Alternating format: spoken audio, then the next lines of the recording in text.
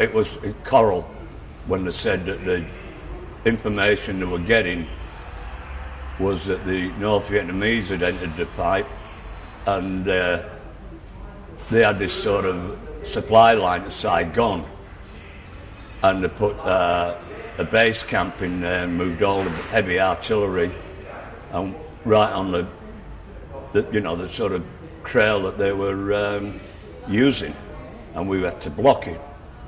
So the whole battalion, 3 battalion, moved in, and our company was like dragging along a big open paddock, massive paddock, that was nothing there. On the other side it was all jungle, and our company of our battalion was on that side, which is the side that they actually came across in like waves of them.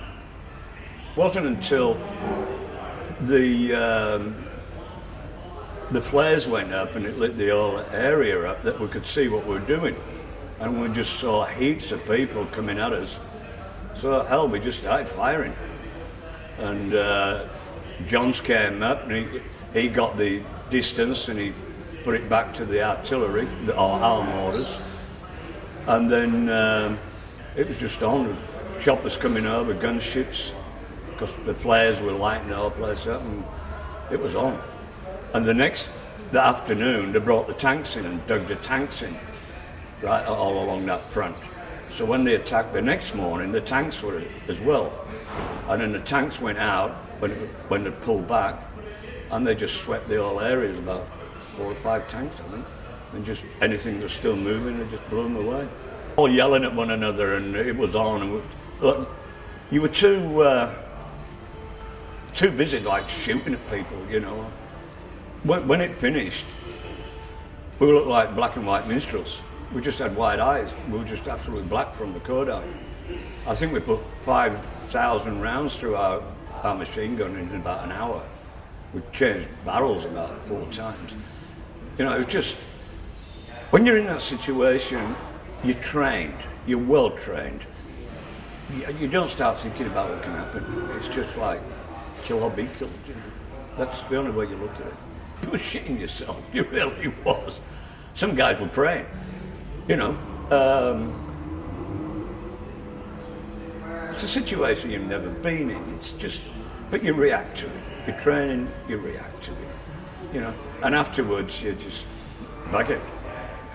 You're drained. But you just, I can't explain it. You have to be in a situation like that to understand it. It's hard to explain, especially 40 odd years later.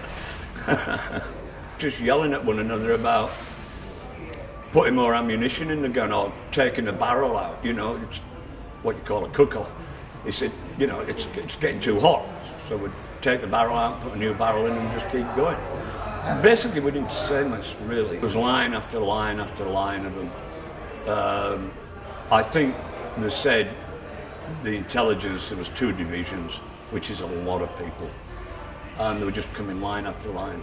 And they got all the way up to the barbed wire, and they even put what you call bungalow mines under the barbed wire and blew the barbed wire up.